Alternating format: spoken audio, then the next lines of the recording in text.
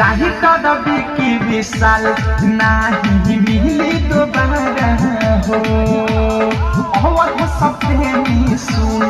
पवन हो लागी न भारा हो राही कदबी की विशाल नाही मिली दोबारा हो अवध सप्रेमी सुन पवन हो लागी न भारा हो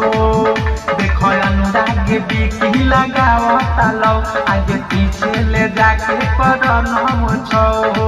ओइसन ड्रेस पहने लागे तेरे पाल हो आदि के पटाओ आदि किस्ता के माल हो